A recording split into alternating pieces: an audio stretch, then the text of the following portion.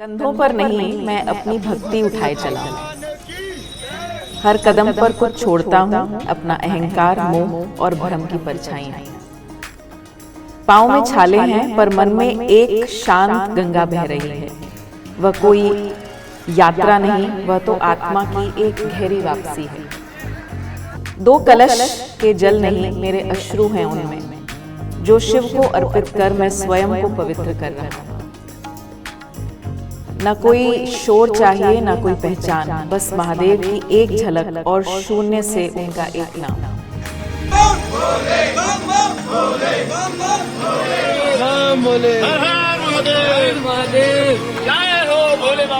इस कठिन यात्रा के पीछे धर्म है, आस्था है, विश्वास है।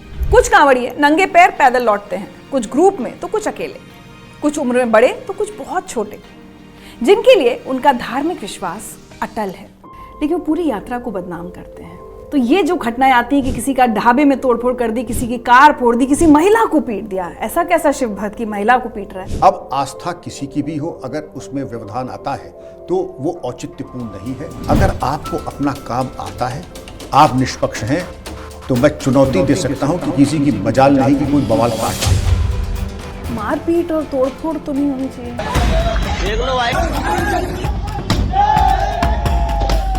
धर्म ये कहता है कि जिसमें किसी भी दूसरे को कोई असुविधा हो या दुख हो, वो धर्म हो ही नहीं सकता।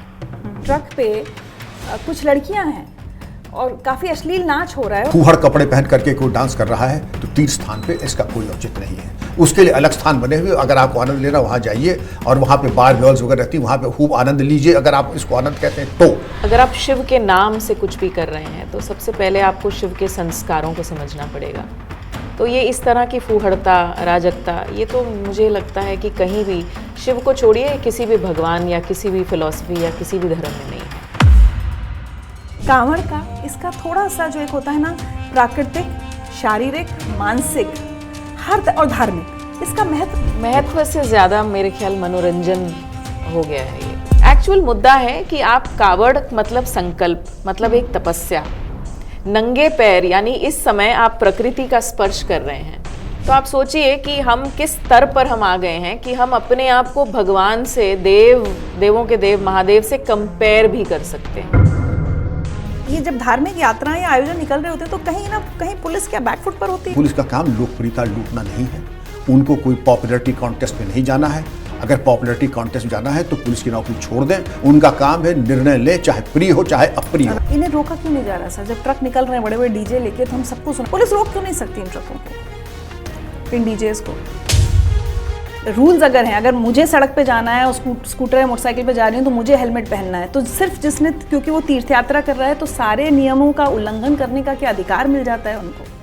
ये देश आस्था का देश है, विश्वास यहाँ की मिट्टी है और इसी मिट्टी से कितनी ही परंपराएं भी निकलती हैं। इन दिनों सावन का समय है, भगवान शिव को समर्पित महीना है। इन्हीं दिनों कांवड़ यात्रा भी चलती है। गंगा जल भरकर लोग अपनी अपनी जगहों को लौटते हैं। इस कठिन यात्रा के पीछे धर्म है, आस्था है, विश्वास है। कुछ कांवड़िए नंगे पैर पैदल लौटते हैं, कुछ ग्रुप में तो कुछ अकेले, कुछ उम्र में बड़े तो कुछ बहुत छोटे, जिनके लिए उनका धार्मिक विश्वास अटल है। लोग अपने कांवड़ में जल के साथ आस्था का प्रभाव ही लेकर लौटते हैं। समुद्र मंथन के समय से परंपरा अब तक चली आ रही है, लेकिन इसी बीच कुछ खबरें ऐसी भी आती हैं जो दुख से भर देती हैं। कुछ लोग इस पवित्र यात्रा की आड़ में जब अपने इरादों को अंजाम देते हैं, कहीं तोड़फोड़ की खबर, कहीं किसी से मारपीट, कहीं नाचती हुई महिलाओं की वीडियो बनाना, ये सब वो खबरें हैं, वो वाक़े हैं जो असल कांवड़ियों के साथ हर उस व्यक्ति के मन को ठेस पहुंचाते हैं जिनका विश्वास ऐसी परंपराओं से जुड़ा हुआ है। हर साल जहां हम सावन के इस पवित्र महीने में भगवान शिव पर विश्वास को गहरा करते हैं, कांवड़ियों के त्याग और तप की कहानी सुनते हैं, वहीं इनकी आड़ में असामाजिक तत्वों की उद्दंडता हमें चिंता से भी भर देती है। इस चिंता पर चिंतन तो आज हम करेंगे ही, साथ में जानेंगे कांवड़ यात्रा की असल कहानी और विश्वास। आज के एपिसोड की यात्रा मानसिक कांवड़ के साथ बतरस के माध्यम से। साथ ही आज हमारी कोशिश ये भी है कि एक ऐसा संदेश भी आयोजकों तक, धार्मिक आयोजन में हिस्सा लेने वालों तक पहुंचे कि कोई भी धार्मिक आयोजन, चाहे वो कांवड़ हो या मुहर्रम, होली हो या ईद, अश्लीलता, फूहड़ता, उद्दंडता, हिंसा, ये किसी भी कार्यक्रम में अगर होगा तो उसकी आलोचना होगी। तो चलिए मेहमानों के साथ शुरू करते हैं आज के विषय पर ये चर्चा, ये बतरस। और मेरे साथ इस मौके पर बहुत ही ख़ास दो मेहमान जुड़े हैं। मीना महाजन जी हैं, क्या कहूँ इनके बारे में, शिव साधक हैं, स्पिरिचुअल टीचर हैं और सनातन धर्म का जो सच्चा अर्थ है, जो जिसको कहेंगे हम ट्रू एसेंस, उसका प्रचार प्रसार ये पूरी दुनिया में करने में बहुत तन मन धन से जुटी हुई हैं। और साथ ही मेरे साथ हैं डॉक्टर विक्रम सिंह, कौन नहीं जानता आपको। नमस्कार। सर, उत्तर प्रदेश पुलिस के पूर्व डीजीपी, बहुत सालों का तजुर्बा कि अगर कहीं पर ऐसी हरकतें हों जो समाज के विरुद्ध हों तो उनके साथ कैसे निपटा जाए, इस पर हम बात करेंगे डॉक्टर विक्रम सिंह से। बहुत बहुत स्वागत है आप दोनों का। हर हर महादेव। आपको श्रावण मास की ढेर सारी शुभकामनाएं। Thank you Meena ji. सबसे पहले चलिए कांवड़ का, ये आपने कहा श्रावण मास का, इसका थोड़ा सा जो एक होता है ना, प्राकृतिक, शारीरिक, मानसिक और धार्मिक, इसका महत्व समझने की कोशिश करें। क्योंकि मुझे ऐसा लगता है कि ये जो रील्स का जो ज़माना आ गया है ना, जो न्यूज़ है, 2 मिनट की रील्स हैं, इसमें कहीं ना कहीं हम जो सच्चा वो है वो भूल गए हैं उसको। क्योंकि आपने कावड़ बोला तो कुछ 2 पंक्तियां मुझे संस्कृत की ध्यान आ रही हैं। कावड़म न केवलम यात्रा, ध्यानम तपह समर्पणम च। यानी कि ये जो कावड़ है, ये इस मास में, इस महीने में, ये केवल एक धार्मिक अनुष्ठान नहीं है। ये एक यात्रा है एक सामाजिक उत्थान की, ये यात्रा है हमारी आध्यात्मिक उत्थान की, हमारी चेतना को जागृत करने की। और जैसा आपने बोला कि ये है क्या, श्रावण मास है ना, पहला महीना होता है ये चातुर्मास का। और जो वर्षा का चातुर्मास होता है, अब देखिए 12 महीने हैं तो 3 चातुर्मास हो गए, लेकिन ये जो वर्षा का चातुर्मास होता है, ये आध्यात्मिक उन्नति से बहुत बड़ा माना जाता है। इसमें आप देखिए, जैनिज्म में देखिए, हर एक फिलॉसफी में ये चातुर्मास को बहुत बड़ा माना जाता है। अच्छा। यानी यहाँ से एक साधना पद शुरू होता है। साधना पद का मतलब कि कुछ हमारे ऋतुएं चेंज हो रही हैं, हमारे शरीर की प्रकृति बदल रही है। तो सनातन धर्म, मतलब मुझे तो ऐसा लगता है कि सनातन धर्म पढ़ते रहो, कितने जन्म लगेंगे, क्योंकि इसमें आध्यात्मिक, इसमें प्राकृतिक, इसमें वैज्ञानिक, सब कुछ इसका मिश्रण है। यानी हमें हर चीज़ का जवाब हमारे सनातन धर्म में मिल सकता है। तो ये पहला महीना जो होता है जिसमें प्रकृति गीली है, बारिश पड़ गई है, बाहर नमी इतनी ज़्यादा है, और यथा ब्रह्मांडे तथा पिंडे, जो ब्रह्मांड में है वो हमारे शरीर में भी घटित हो रहा है। तो जब प्रकृति में तमस थोड़ा सा बढ़ जाता है, इतनी नमी बढ़ जाती है, तो हमारे शरीर में वास्तविक रूप से बहुत ज़्यादा परिवर्तन होते हैं। अच्छा। तो जो भी प्रयोजन हैं, जो भी परंपराएं हैं, जो भी रिचुअल्स हैं, वो सब इनको मद्देनज़र रखते हुए बने हैं। तो हम ये नहीं कह सकते कि ये सिर्फ और सिर्फ एक रिचुअल है, एक इधर की प्रथा है या उधर की प्रथा है। इसके पीछे तो एक पूरा होलिस्टिक सिस्टम चल रहा है। और वो बिना जाने जब हम कोई टिप्पणी कर देते हैं या बिना जाने उसको बहुत छोटा बना देते हैं, तो मुझे लगता है वो आध्यात्मिक रूप से वो बहुत गलत है। और यहाँ तो शिव की बात हो रही है, और शिव कोई देवता नहीं है, शिव देवों के देव हैं। वो एक ऐसी ऊर्जा है, शिव और शक्ति की जब हम ऊर्जा की बात करते हैं तो आज तो क्वांटम भी बोल रहा है कि dark energy and dark matter, that is all it is.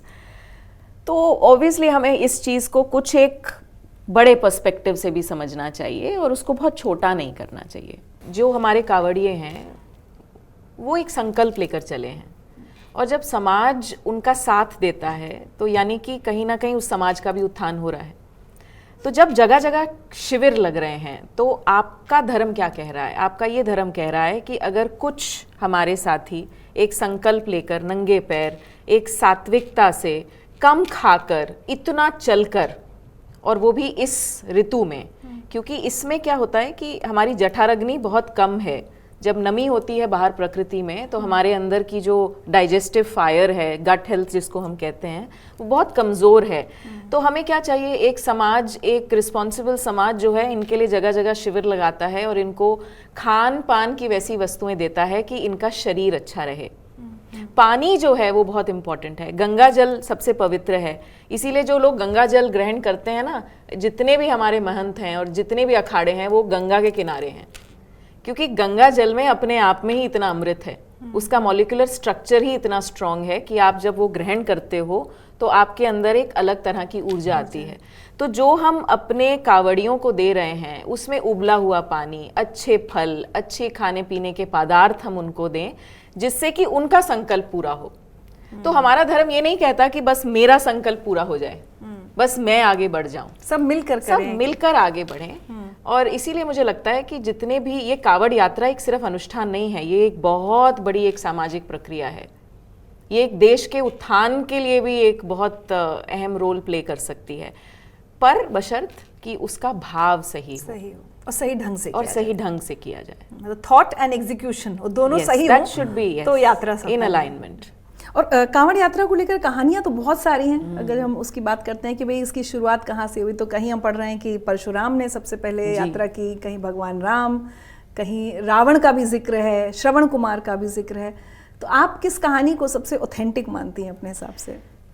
कहानियां सारी ही ऑथेंटिक हैं, क्योंकि हम जिस युग में जी रहे हैं उस युग में कहानियों के माध्यम से जब कुछ समझाया जाता है तो बड़ी जल्दी समझ में आ जाता है। अगर आज हम बोलें कि कोई वेद उपनिषद उठा के पढ़ लो तो वो बड़ा मुश्किल हो जाता है।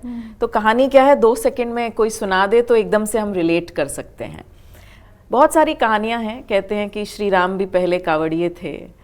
रावण की तो कहानी मुझे बहुत इंटरेस्टिंग भी लगती है, क्योंकि रावण ने जब तपस्या की और अपना एक एक सर जो है अर्पित कर दिया महादेव को, तो वो चाह रहे थे कि महादेव उनके साथ लंका जाएं। तो अब महादेव ने बोला कि ठीक है, मैं चलता हूँ तुम्हारे साथ लंका। तो उन्होंने अपने आप को एक शिवलिंग स्वरूप में स्थापित कर लिया, लेकिन उन्होंने बोला कि इस शिवलिंग को तुम कहीं रखना मत, इसको उठाए रखना मत। अगर कहीं तुमने रख दिया तो बस अब मैं वहीं विराजमान हो जाऊंगा। अब रावण चल पड़े। अब बीच में उनको कहीं ना कहीं रखना पड़ा। तो उन्होंने जो है किसी ग्वाले को बुलाया। अब विष्णु, ऐसा मानते हैं कहानी में, मैंने पढ़ा था कि विष्णु जी ने उस ग्वाले का रूप लिया और फिर उनको दिखे तो लंकेश ने बोला कि भाई आप ये थोड़ा सा पकड़ लीजिए, मैं अभी आता हूँ। और उन ग्वाले ने पकड़ा और वो वहाँ पे रख दिया, तो वो स्थापित हो गया वहाँ पर। अब रावण जब वापस आए तो उन्हें देखकर थोड़ा सा दुख भी हुआ, लेकिन फिर उन्होंने अपनी शक्ति से शिवलिंग को पकड़ा और उसको हिलाने की कोशिश की, लेकिन अब वो तो वहाँ विराजमान हो चुके थे महादेव। तो अब वो बना बैद्यनाथ धाम। और आज भी ऐसा माना जाता है कि अगर आप उस शिवलिंग का स्पर्श करें तो रावण के हाथों का जो एक आकार है वो आपको फील होता है। अच्छा। यानी कि कहानियां जब जुड़ जाती हैं किसी चीज से तो बहुत इंटरेस्टिंग बन जाती हैं, हमारे मन में एक छाप छोड़ देती हैं और कहीं ना कहीं हमारी आस्था और प्रबल हो जाती है। तो कहानियों का तो सिलसिला बहुत पुराने ज़माने से चला आ रहा है। लेकिन अगर हम देखें कि हाँ, हर जगह ये कावड़ जैसा दिखने वाला दृश्य हमें दिखता रहा है। इनफैक्ट मैं तो इसको अगर वैज्ञानिक उससे जोड़ती हूँ तो मुझे लगता है कि हम हमेशा डुअलिटी की बात करते हैं हम। और जब हम कावड़ यानी एक बांस का डंडा, एक सजा हुआ बांस का डंडा और उसके साथ में 2 टोकरियाँ, एंड्स पे 2 टोकरियाँ और उसके अंदर मटके रखे हुए जिसमें हम गंगा जल भर के लाते हैं। अब आप देखिए ये किसका प्रतीक है। जब आप इस कावड़ को देखते हैं तो आप एक तराजू जैसी चीज आपको मन में आती है, यानी एक ये बैलेंस का प्रतीक है, एक समभाव का प्रतीक है। अब इसको आपने लाद लिया अपने कंधे पर। अब कंधे क्या हैं? कंधे हमारे बोझा ढोने के काम आते हैं। हम कहते हैं ना कि कोई रिस्पॉन्सिबिलिटी बढ़ गई तो हम बोलते हैं अरे मेरे कंधे बहुत भारी हो गए, या कंधों में दर्द होता है तो हम बोलते हैं कि आजकल थोड़ा स्ट्रेस ज़्यादा ले रहे हो। तो जब हमने ये कावड़ अपने कंधे पर धारण कर ली तो यानी हमने कहीं ना कहीं ये मान लिया कि मैं अपने पाप और पुण्य का बोझा स्वयं उठा रहा हूँ। डुअलिटी है ना कि जहाँ पर रात है वहाँ दिन है, जहाँ कष्ट है वहाँ पर कुछ अच्छी बातें भी हैं। तो यानी ये दोनों को मैं मानकर, जानकर, पहचान कर इसका बोझा मैं स्वयं उठा रहा हूँ। तो वो हो गई आपकी कावड़। अब जब आप गंगा जल का आप संकल्प लेते हैं और आप गंगा जल महादेव पर चढ़ाने, जहाँ भी प्रतिष्ठित शिवलिंग है वहाँ पर कावड़िए जाते हैं, गंगा जल ही क्यों? अब गंगा को हम नदी नहीं मानते हैं, गंगा को हम माँ मानते हैं। बाकी नदियों को आप नदी मान सकते हैं, लेकिन गंगा तो माँ है। और गंगा का जल को हम अमृत मानते हैं, जो स्वयं महादेव ने अपने शीश पर जटाओं में धारण की हुई हैं। तो जब हम माँ गंगा को लेकर आते हैं और महादेव पर चढ़ाते हैं, तो इसके साथ भी कहानी जुड़ी है कि जब समुद्र मंथन हुआ था और महादेव ने हलाहल विष धारण कर लिया था, तो उनके शरीर में जलन हो रही थी। तो बहुत सारे देवी देवताओं ने आकर गंगा जल उन पर चढ़ाया था, जिससे उनको थोड़ा सा उनकी तकलीफ को राहत आया। अब वो क्यों उन्होंने विष पिया? उन्होंने विष पिया, देव, इसीलिए देव और दानव दोनों उनकी बहुत उपासना करते हैं, क्योंकि ही सेव्ड द क्रिएशन।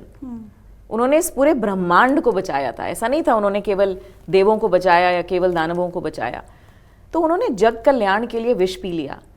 अब सबको लगा, तो सबने उनको जल चढ़ाया। रावण ने भी इसीलिए, उनके रावण के भी मन में यही था कि मेरे महादेव ने जो है हलाहल विष धारण कर लिया है और उसको मुझे थोड़ा सा शांत करना है। तो आज जब हम इस संकल्प के साथ जाते हैं, तो हम गंगा जल लेकर अपने कावड़ में आते हैं, तो यानी कि हमने अमृत हम लेकर आ रहे हैं, एक संकल्प लेकर जाते हैं हम। कोई संकल्प लेकर जा रहा है माता पिता, कोई संकल्प लेकर जा रहा है भाई बहन, कोई संकल्प लेकर जा रहा है, अपने अलग अलग हम लोग संकल्प लेते हैं। और हम फिर उस गंगा जल को बहुत श्रद्धा से लेकर आते हैं और फिर महादेव पर अर्पण करते हैं। और महादेव को ये भी बोलते हैं कि आप देवों के देव हैं, आपको हम अपना सब अर्पण कर रहे हैं। मेरे अंदर जितने भी दूषित भाव हैं, मेरे अंदर जो भी पाप हैं, पुण्य हैं, सब कुछ सब आपका। और हम वो जल आकर उनको अर्पण कर देते हैं। यानी इसके पीछे एक आध्यात्मिक उत्थान है, एक मोक्ष की प्रक्रिया है। इसमें बहुत कुछ है जो हम आध्यात्मिक लेवल पर अगर हम स्वयं को समझें, एक अंतर को समझें, अपनी अंतर यात्रा को। क्योंकि ऋचा, मुझे लगता है धर्म क्यों बना था? हम धर्म की बात करते हैं, धर्म क्यों बना था? धर्म की स्थापना ही क्यों हुई थी? धर्म की स्थापना हुई थी कि हम अपने मन को साफ कर सकें। क्या बात है। हम स्वयं की यात्रा और जो हमारी चॉइसेस होती हैं, जब हमारा मन स्वच्छ होगा, साफ होगा, तो जो हमारी चॉइसेस होंगी वो निश्चित रूप से हमारे समाज के उत्थान के लिए ही होंगी। हम ऐसा कोई काम नहीं करेंगे जिसमें किसी को कोई परेशानी हो या किसी को कोई दुख हो। तो धर्म की स्थापना तो हमारे अपने मन की स्वच्छता के लिए हुई थी। सर, विक्रम सर, कितना सुंदर, मतलब जब मीना जी सुना रही हैं तो ऐसा लग रहा है कि सब कुछ बहुत सुंदर है, बहुत अच्छा है, और कितना उसके पीछे एक उद्देश्य है कांवड़ यात्रा के पीछे। और वाकई ऐसा नहीं है, कल मुझे जयदीप जी जो हैं, जो हमारी टीम में यहाँ पर हैं, उन्होंने बताया कि बहुत बहुत तेज़ बारिश हुई थी, 2 छोटे बच्चे और कांवड़ लेके जा रहे हैं, बिल्कुल कहीं पर उनका ध्यान नहीं है, कोई परेशानी नहीं। तो ऐसे हज़ारों लाखों होते हैं कांवड़िए जो बहुत श्रद्धा भाव से, जिस भाव की ये बात कर रही मीना जी, उससे जाते हैं। लेकिन आजकल हम लोग टीवी पर भी देखते हैं, सोशल मीडिया पे जो तस्वीरें देखते हैं, अगर हम खुद निकल जाएं यात्रा पर, तो जो बुरी खबरें आती हैं, वो मैं मान सकती हूँ कि एक छोटी संख्या में लोग होंगे, लेकिन वो पूरी यात्रा को बदनाम करते हैं। उनका क्या किया जाए? और आपने इतने सालों पुलिसिंग की है यूपी में, तो ये जो घटनाएं आती हैं कि किसी का ढाबे में तोड़फोड़ कर दी, किसी की कार फोड़ दी, किसी महिला को पीट दिया, ऐसा कैसा शिव भक्त की महिला को पीट रहा है? आप कैसे देखते हैं इसको? अच्छा सवाल। आपने बहुत ही मनमोहक आपने प्रस्तुतिकरण किया। मैं समझता हूं कि सभी एस्पेक्ट्स के ऊपर आपने बृहद प्रकाश डाला है। आपके पीछे गीता प्रेस गोरखपुर की तमाम ग्रंथ रखे, एक विशेषांक और होगा, शिव महापुराण। अगर आप उसको भी मंगा ले तो समस्त शंकाओं का समाधान हो जाएगा। अष्टाध्यायी क्या होता है, रुद्री पाठ क्या होता है, तीसरा नेत्र उसका महात्म्य क्या होता है। आपने जो बात बताई कि लाखों करोड़ों लोग अपनी आस्था के साथ जा रहे हैं। अब आस्था किसी की भी हो, अगर उसमें व्यवधान आता है तो वो औचित्यपूर्ण नहीं है। एक तरीके से कहा जाए तो तपस्या खंडित हो गई, ये भंग हो गई। ये पुलिस का इंतजाम है कि इसको देखे कि कांवड़िए अपनी तीर्थ यात्रा करें, शांतिपूर्वक तरीके से करें। जिनको सेवा करनी है वो ज़रूर करें। पुलिसकर्मी अगर है सेवा करना चाहें तो छुट्टी ले, सादे कपड़ों में मनमाने तरीके से सेवा करें। लेकिन जिस वक्त वर्दी में है, उनका एक ही अभिप्राय, उद्देश्य होना चाहिए कि कांवड़ यात्रा सुकुशल संपन्न हो जाए।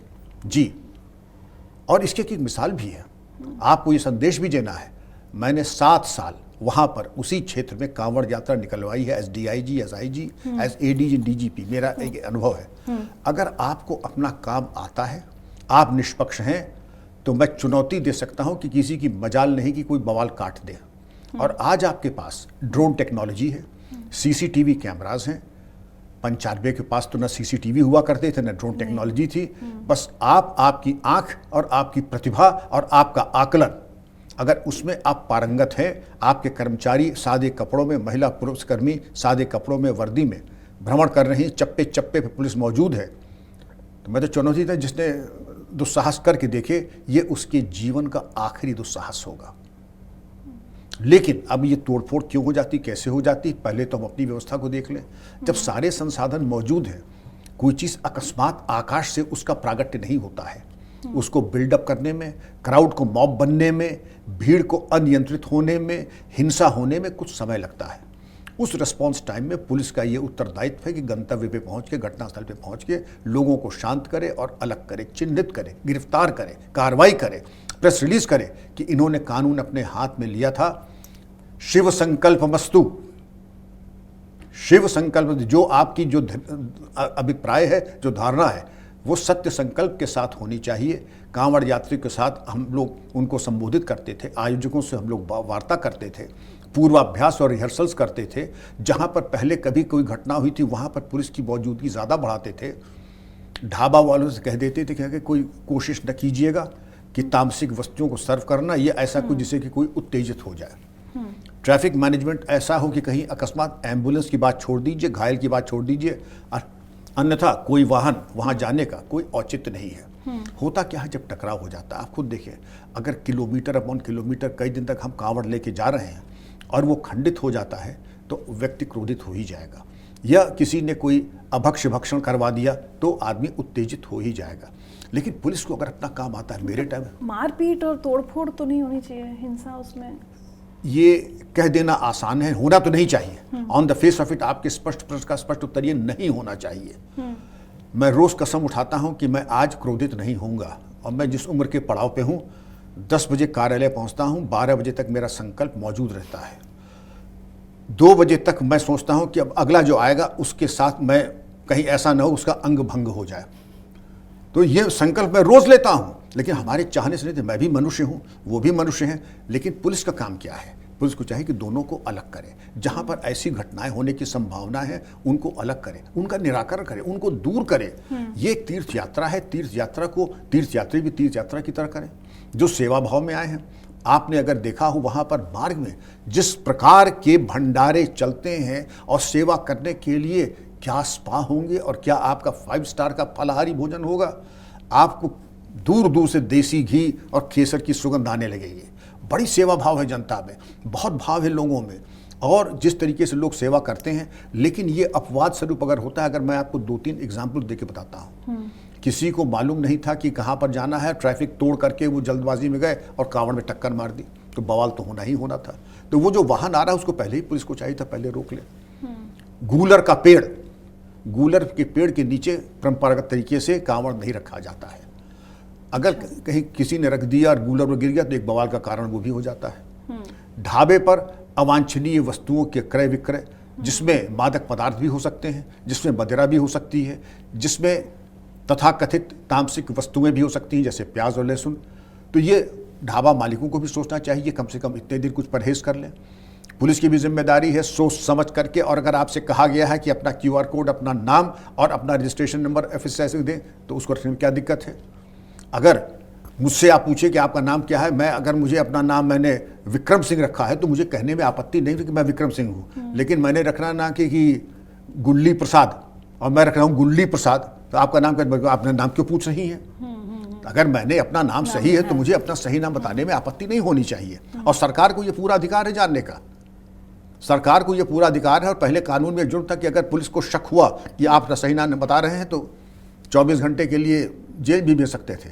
जैसे मसलन एक लड़का मिला, उसका आपका नाम क्या है, तो एक ने कहा सनलाइट, दूसरे ने कहा रक्सोना, तो दोनों को भेजो जेल, झूठ बोल रहे हैं।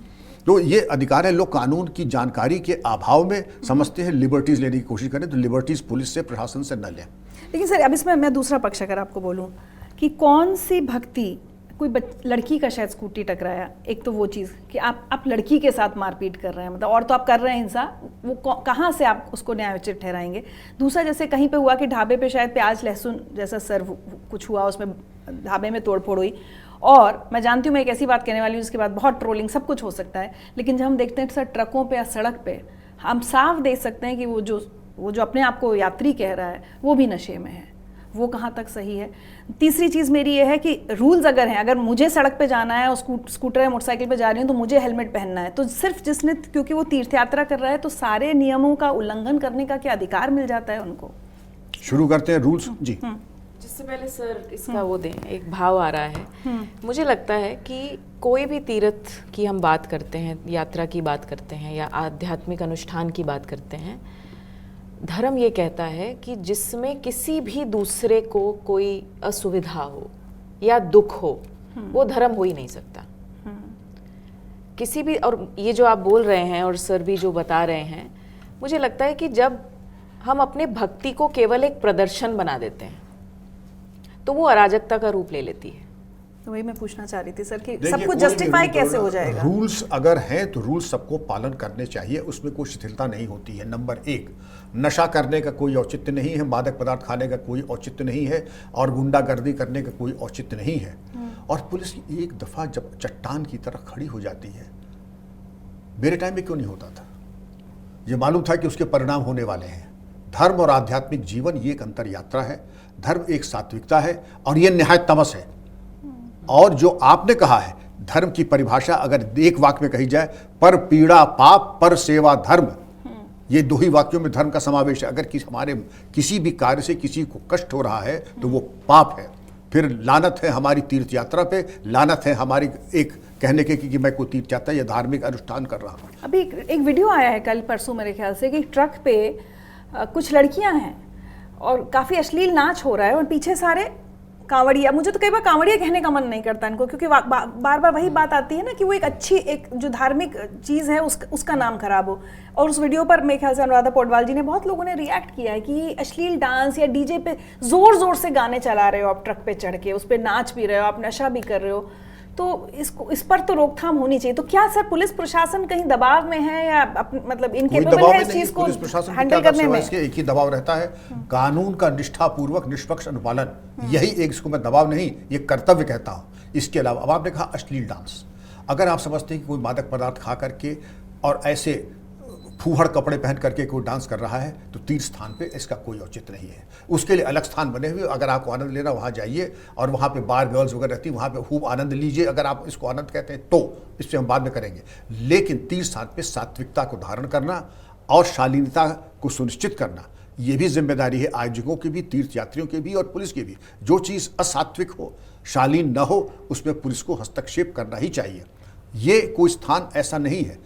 और यहाँ तो ये कहिए नटराज शिव तो नटराज है, उनका तो जो तीसरा नेत्र जब खुलता है तो आप स्वयं समझती हैं कि वो तभी होता है जब इस तरीके की तपस पृथ्वी पर आ जाता है। और मैं ये कहूँगा कि शिव तांडव स्तोत्र है, अब तो खैर उसके भी रैप वगैरह बनने लगे हैं, लेकिन हमने इतने वर्ष मुझे हो गए, मैंने केवल 2 अवसरों पर शिव तांडव स्तोत्र सुना है कांवड़ यात्रा में, और बड़े भाव से बच्चे गाते हैं। लेकिन हम समझते हैं कि शिव पुराण को एक बार अध्ययन करें और इसको रीसेट बटन पे एक बार दबा दें कि जो केवल सात्विकता है, शिवार्चन है, और इसके महात्म को समझे। शिव तो क्या कहे, ये महादेवों देवों के देव क्यों कहते हैं, सबसे कम में प्रसन्न हो जाते हैं। एक लोटा पानी चढ़ा दीजिए, प्रसन्न हो जाएंगे। एक धतूरा चढ़ा दीजिए जो कहीं कोई नहीं चढ़ा सकता है, वो उन पे चढ़ा दीजिए। आप भांग चढ़ा दीजिए जो कोई नहीं खरीदता है, तो भी महादेव प्रसन्न हो जाते हैं। लेकिन अश्लील नाच, लेकिन आप भांग खाकर यात्रा ना करें, भांग खाने की चीज नहीं है, वो महादेव के लिए है, वो हमारे आपके लिए नहीं है। वो महत्व से ज्यादा मेरे ख्याल मनोरंजन हो गया है ये। तो महत्व, आपको दुख, मैं आपसे ये पूछ रही थी, एक शिव साधक के रूप में आपको दुख होता है जब आप ये वीडियोस सोशल मीडिया पर देख रही हैं जो खबरें आ रही हैं?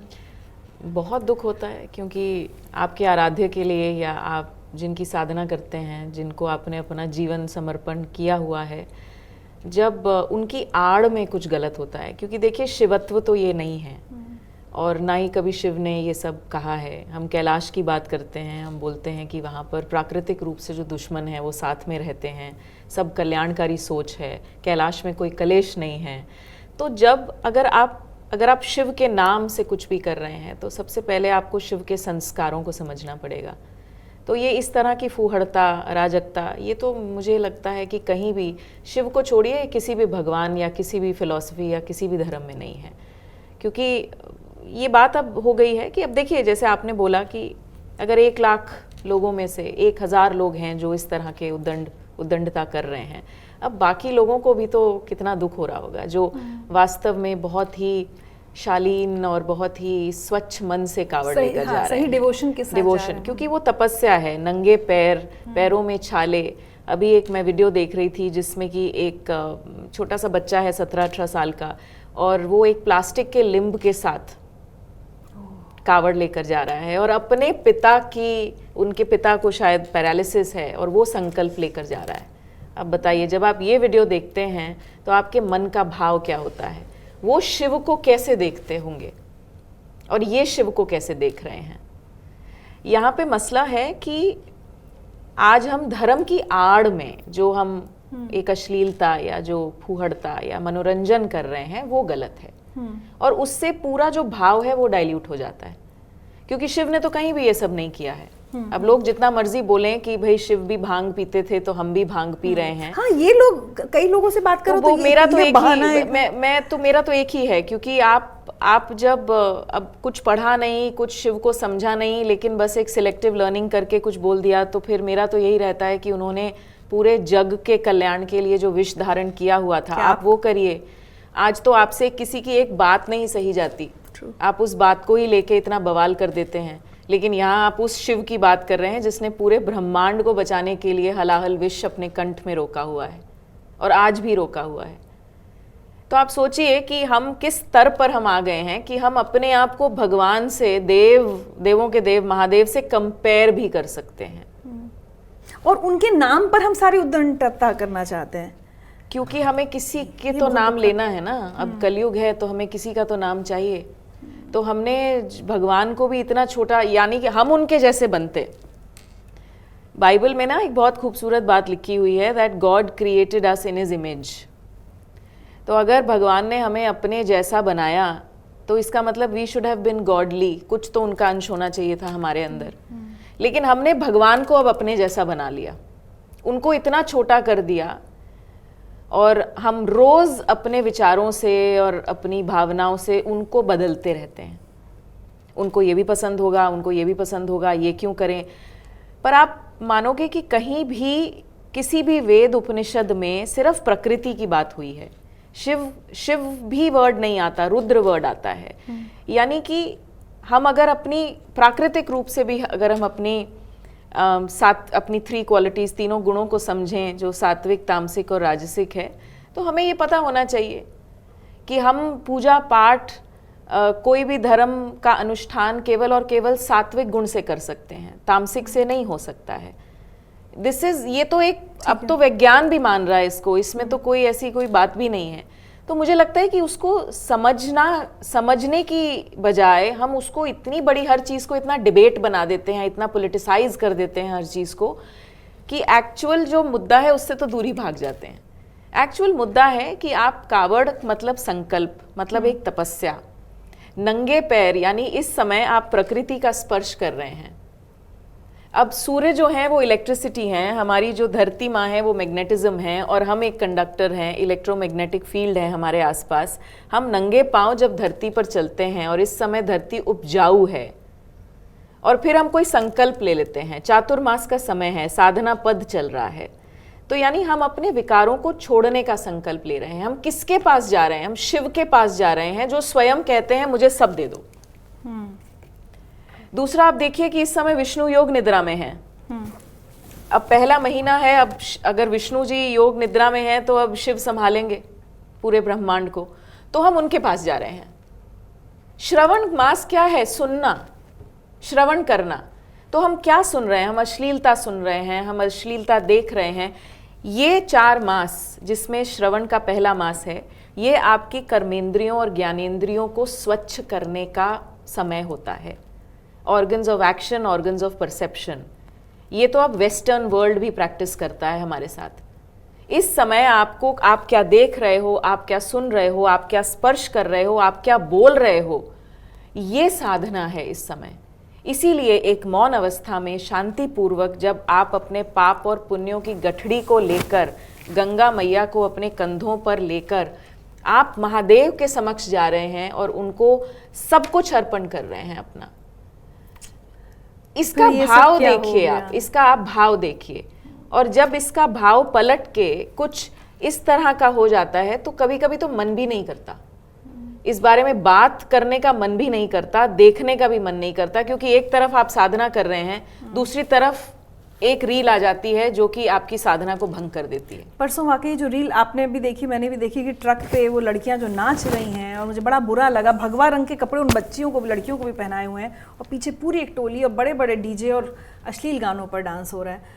सर, समाज और सरकार, प्रशासन, अगर मैं बात कहूँ, हम सब जिम्मेदार हैं ये जो रूप। और क्या कभी आपको लगता है, पुलिस अधिकारी आप रहे हैं, कि ये अगर अभी नहीं संभाला हमने, या इस तरह की बातचीत नहीं की जिससे हम लोगों को सही संदेश दे सकें, तो ये और विकराल रूप धारण कर सकता है कि जिनको शिव से कोई लेना देना नहीं, भक्ति से कोई लेना देना नहीं, वो बस यात्रा में शामिल हैं, उसको बदनाम कर रहे हैं। पहली बात जिसको कहते हैं शंकर जी की बारात है, उसमें नाग देवता किन्नर सभी शामिल होते हैं। शिव जी इज ऑल एक्सेप्टिंग। इसका ये मतलब नहीं है कि अनुशासनहीनता, उदंडता, कानून तोड़ना, दुराचार, व्याभिचार, अनाचार ये हम देखते रहें। लेकिन ये कौन कहेगा जो स्वयं थोड़ा सात्विक रहा हो और अपने जीवन में सात्विकता लाया हो, जो स्वयं आकंठ डूबा हो मद्यपान में, वो कैसे कि बेटा तुम ये मत पियो, क्यों कहेगा कि ताऊ पहले तुम पीना बंद कर दो, ठीक है ना। तो कौन किसको कहेगा, पहले तो ये निर्णय हम कर ले पहले। दूसरी चीज, और अगर नैतिक साहस है तो ये होना चाहिए। मुझे कुछ आज तक दिक्कत नहीं हुई, मुझे आज तक कोई दिक्कत नहीं हुई। आपने जो बात कही उसको हम आगे बढ़, द होली बाइबल से I and my father are one, ये लॉर्ड जीसस क्राइस्ट ने कहा कि मैं और मेरे पिता एक। ये एक अहम ब्रह्मास्म का एक दूसरा स्वरूप है। रामचरितमानस में ईश्वर अंश जीव अविनाशी, चेतन अनम सहज सुख राशि। तो हमारा जो चेतन है ईश्वर अंश जीव अविनाशी, कि ईश्वर का अंश प्रत्येक आत्मा में है। लेकिन यही ईश्वर का अंश अगर ये इस तरीके के फूहड़ कपड़ों में उदंडता के साथ मद्यपान करके कर रहा है, तो पुलिस और जो बुजुर्ग हैं इनका एक उत्तरदायित्व है। हमारे स्पेशल पुलिस ऑफिसर्स होते हैं, महिला पुलिसकर्मी होती, जो उनको रोक टोक करके समझा सकती हैं कि ये तीर्थ यात्रा है, ये एक सत्संग है, ये एक महापर्व है। सात्विकता का आपको सिर्फ दिखावा नहीं करना है, सात्विकता को अपने अंदर आत्मसात करना है। तो इन सब चीज़ों का कोई स्थान नहीं है। ये आत्मोत्थान के लिए ध्यानम शरणम गच्छामि, और ये जो हम कर रहे हैं ये हमको अशांत करेगा। अशांतस्य कुतो सुखम, जो अशांत है उसके पास सुख कैसा। हम इतनी बड़ी तीर्थ यात्रा करके और समापन के बाद अब हम जा रहे हैं मद्यपान करके इस तरीके के फूहड़ कपड़ों में, इसके मतलब हमारी यात्रा जो थी पूरी तरीके से निरर्थक थी। हमने लगता है कि गलत दिशा में यात्रा कर ली। लेकिन यही इसीलिए होता है, समाज के बुजुर्ग, पुलिसकर्मी, पुलिस अधिकारी और जो बुजुर्ग हैं स्पेशल पुलिस ऑफिसर्स, और जो कांवड़ के ही टोलियों में जो बड़े बुजुर्ग हैं, माताएं हैं, वो मार्गदर्शन। और इन्हें रोका क्यों नहीं जा रहा सर? जब ट्रक निकल रहे हैं बड़े बड़े डीजे लेके, तो हम सबको सुना आज भी। और दुख ये होता है कि इंस्टाग्राम पे मजाक की वो बन गई। आज एक लड़की ने एक रील बनाई, इन्फ्लुएंसर ने, कि वो आपके घर के बगल से अगर सावन में ट्रक जा रहा है तो वो कैसे शोर हो रहा है, फिर वो इधर से कुछ तो उसने कॉमेडी, इसको कॉमेडी बना दिया है। पुलिस रोक क्यों नहीं सकती इन ट्रकों को, इन डीजेस को? मैं समझता हूँ व्यवहारिक अब खत्म हो गया है। अब हम कोई अप्रिय निर्णय क्यों ले। लेकिन अगर किसी को असुविधा हो रही है, लेकिन अब हर साल आएगा ये, तो हर साल नहीं, अगर हर साल आता है तो आपके डूज एंड डोंट्स होने चाहिए, नॉर्म्स होने चाहिए। इतने डेसिबल से ऊपर जो नॉर्म सुप्रीम कोर्ट ने कहे हैं उसका पालन होना चाहिए। अगर कोई बजा रहा है उसको बंद होना चाहिए, अश्लील नृत्य हो रहा है उसको बंद होना चाहिए, किसी तरीके का मद्यपान हो रहा है वो भी बंद होना चाहिए। और ढाबाओं पे अगर ये हमारे प्याज, लहसुन और शराब की बोतलें रखी हुई हैं वो भी बंद होना चाहिए। किसी तरह की कुरीत किसी तरीके की हो, मॉडर्निज्म पे चल दे। ये नहीं कि प्याज खा लिया तो क्या हुआ, बिल्कुल हुआ। अगर हम प्याज नहीं खा रहे हैं चतुर्मास में तो प्याज रखने की जहमत न कीजिए, पूरा आपकी पाकशाला अपवित्र हो जाती है। शराब रखने का कोई औचित्य नहीं है, कृपा करके न रखें। तो इस हम एक तरफा बात ना करें, हम दो तरफा बात करें कि अगर ये है, अगर ये भी गलत है तो ये भी गलत है। अगर ये गलत है कि आवाज करना, शोर करना, लोगों को एक तरीके से उनको डिस्टर्ब करना। मैं तो यहां तक कहता हूं, ट्रक जा रही है तो लोग कहते हैं साहब पैल्पिटेशन होने लगता है, इतनी जोर से म्यूजिक बजता है कि ऐसे कि और उसमें एक और चीज इंस्ट्रूमेंट मुझे तो मालूम नहीं, सिंथेसाइजर जिसमें एक एको आती है। जब इस तरीके के आपके सामने जब आता है तो लोग बिल्कुल घबराहट दहशत में उठते हैं, कोल्ड स्वेट में, कहते हैं हमें तो पैल्पिटेशन होने लगा। तो कम से कम बुजुर्गों के लिए, मरीजों के लिए, हार्ट पेशेंट के लिए इतनी तो कृपा कर दें कि उनको कोई उनके साथ कोई अनहोनी ना हो जाए। मैं तो ये भी कह रही हूँ, जब हमने शुरू में भी कहा कि अभी हाल में ये भी आया था जब मुहर्रम के जुलूस निकले हैं तब भी हिंसा हुई है, हुड़दंग हुआ है। तो बस बार बार सवाल सिर्फ ये होता है कि ये जब धार्मिक यात्राएं या आयोजन निकल रहे होते हैं तो कहीं ना कहीं पुलिस क्या बैकफुट पर होती है। मोटी बात यह है कि हर आयोजन में, इसको कहते हैं क्या काबुल में गधे नहीं होते हैं? ऐसा कोई जुलूस, ऐसा कोई देश, ऐसा कोई उत्सव बता दीजिए जहां पर इस तरीके के शरारती तत्व न हो। अब पुलिस के ऊपर आ जाते हैं। पुलिस की जिम्मेदारी है कि पहले चिन्हित कर ले। कांवड़ यात्रा अकस्मात नहीं होती कि भोले बाबा ही सब करवा देंगे, राम भरोसे हो जाएगी यात्रा ना। एक एक चप्पे चप्पे पे आपका सर्वे होना चाहिए। पिछले 25 सालों में कहाँ दुर्घटनाएं हुई हैं, किस प्रकार की दुर्घटनाएं हुई हैं, उनका समावेश, और हर थाने में भारत के एक त्योहार रजिस्टर होता है। इनका आइडेंटिफिकेशन होता है क्या? बिल्कुल होता है, और उसका डॉक्यूमेंटेशन होता है। और जो पहले पकड़े गए हैं वो आज कहाँ है? मान लीजिए श्याम, मोहन, रवि, पप्पू, ये पहले पकड़े गए थे तो आज कहाँ हैं? अगर पहले उन्होंने बवाल काटा तो फिर दोबारा कांवड़ यात्रा तक उनको जेल में कुछ सेवा का अवसर दें, ओम नमः शिवाय, ओम नमः शिवाय कराएं तो लोक परलोक सीधा होगा उनका। और दूसरी चीज़ ये है कि पुलिस का काम लोकप्रियता लूटना नहीं है। उनको कोई पॉपुलरिटी कॉन्टेस्ट में नहीं जाना है। अगर पॉपुलरिटी कॉन्टेस्ट में जाना है तो पुलिस की नौकरी छोड़ दें। उनका काम है निर्णय ले, चाहे प्रिय हो चाहे अप्रिय हो। राजनीति में शामिल हो जाए, राजनीति में शामिल हो, बिल्कुल हो जाए, लेकिन ये काम पुलिस का नहीं है। आपका काम है निष्पक्ष और निर्भीक अनुपालन कानून व्यवस्था का, और नहीं कर पा रहे हैं तो आप छुट्टी ले लें। सेवा जो कर रहे हैं उनसे भी मेरा अभिप्राय है, मुझे गुरूर है इस बात का कि मेरी आस्था किसी से 19 नहीं होगी, 21 हो ना हो लेकिन 19 नहीं होगी। लेकिन मैंने कभी वर्दी पहन करके वो नहीं किया है कि जिसके बारे में लोगों को शंका हो। अगर मुझे सेवा करनी, जो कि मैंने किया है, अवकाश लेके सादे कपड़ों में जो किया है, और बायां हाथ नहीं जानता है दाहिना क्या कर रहा है, क्योंकि पुलिस में एक होता है एनोनिमस होना। आप सबके हैं, सब आपके हैं। ये भावना न हो कि आप एक तरफ का झुकाव ज्यादा है, दूसरी तरफ आपका झुकाव हल्का है। माफ कीजिए लेकिन आजकल तो खासकर मैं देख रही हूँ यूपी पुलिस में पुलिस अधिकारियों को तो वर्दी पहन के रील्स बनाने में बहुत मजा आ रहा है। वो भी गैरकानूनी है। हमारे लिए ये है कि मीडिया से मिलना भी एक अपराध है और डिपार्टमेंटल एक्शन होना चाहिए। क्यों नहीं हो रहा है? क्यों नहीं हो रहा है? क्योंकि हमारे अंदर नैतिक साहस नहीं है। हम जिस समाज में हैं जी, तो देखिए आपने बताया कांवड़ यात्रा की, मैं एक छोटी सी मिसाल और देता हूँ। ये इतनी पर्देदारी किस बात के लिए? मैं किसी विवाह में गया, विवाह में जैसे बताया कि 8 बजे का समय है, तो मैं ठीक 8 बजे पहुँच गया। 8:30 पे कहते हैं कि अंकल आप थक जाएंगे, आप कमरे में जाएं और आपका खाना कमरे में पहुंच जाएगा। तो हमने कहा ठीक है। मैं अपना मोबाइल फ़ोन किया, मैं जब लौट के आया तो जो वहाँ पे तूफान, और मैं समझा कि यही जगह जहाँ मैं छोड़ के गया था, लोग जैसे सावधान की दशा में बैठे थे परेड में, अब यहाँ मालूम पड़ा कि जैसे बिल्कुल उदंडता। वो हमने कहा भाई अब बस मेरी समझ में आ गया कि आपको क्यों भेजा गया, मुझे क्यों भेजा गया कि अब जाएं आराम कर लें आप, और आपको शायद थक गए होंगे। उदंडता हमारे उदंडता हमारे मिजाज में आ गई है, चाहे शादी हो, ब्याह हो, पर्व हो, उत्सव हो। अरे सर लेकिन कम से कम धर्म को छोड़ दें। मुझे देखो ऐसा लगता है कि ऋचा, क्या है ना, हमारा जो धर्म है ना, उसने हमेशा हमें संवेदनशील होना सिखाया है। आपको याद है जब हम सोसाइटीज में रहते थे, जब पड़ोसी जो अच्छे थे, पहले वाला जो थोड़ा समय था, तो अगर किसी घर में कोई बीमार है या बच्चों के पेपर चल रहे हैं और किसी घर में शादी है, तो आप उस घर में तुरंत घंटी बजा के बोल सकते थे कि आप सुनिए, थोड़ा सा म्यूजिक धीरे कर दीजिए, बच्चों के पेपर हैं। बिल्कुल। या किसी को अभी हार्ट अटैक आया है, वो आराम कर रहे हैं। लेकिन आज आप किसी को बोल नहीं सकते ये बात, वहाँ दंगा हो जाएगा, दंगा हो जाएगा, पुलिस बुला ली जाएगी। तो यानी कहीं ना कहीं हम धर्म की आड़ में जो कर रहे हैं वो धर्म कहता ही नहीं है।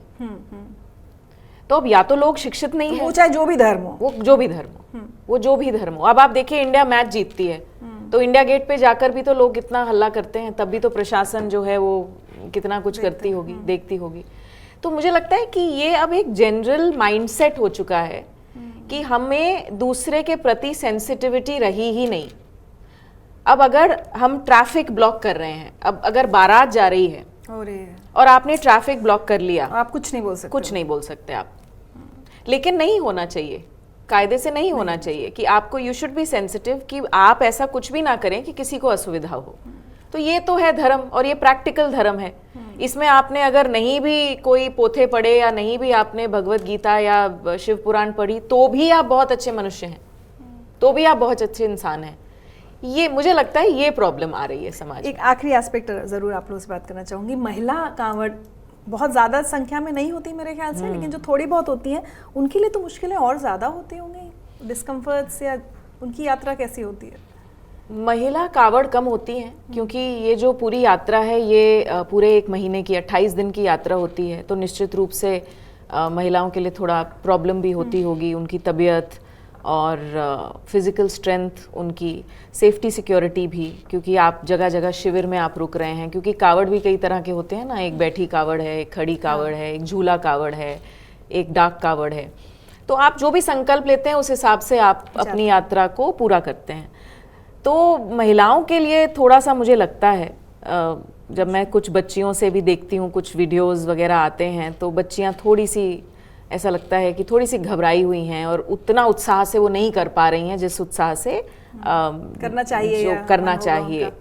तो वो भी मुझे लगता है कि थोड़ा सा कुछ और, अगर जैसे पिंक शिविर, हाँ इस बार मैंने सुना दिल्ली में, हाँ पिंक शिविर, जहाँ पर महिलाओं के लिए अलग, और उनका सब अच्छे से उनका सोने की व्यवस्था और अच्छे से पर्दा और ये सब था, तो ऐसा होना चाहिए मुझे लगता है। बट महिला कावड़ियों की सुरक्षा भी एक बहुत बड़ा इशू क्यों होता नहीं? देखिए, महिला सुरक्षा एक बहुत अहम प्रश्न है, लेकिन मैंने अपने पूरे कार्यकाल में एक भी दृष्टांत ऐसा नहीं देखा कि महिलाओं के साथ छेड़खानी हुई हो। और जो कांवड़ शिविर लगाते हैं वो महानुभाव इस प्रकार में एप्लीकेशन ऑफ माइंड के साथ लगाते हैं कि महिलाओं की व्यवस्था, उनके प्रसादन गृह और उनकी सेवा के लिए महिलाएं लगाई जाती हैं, इसलिए उनको कोई समस्या नहीं होती है।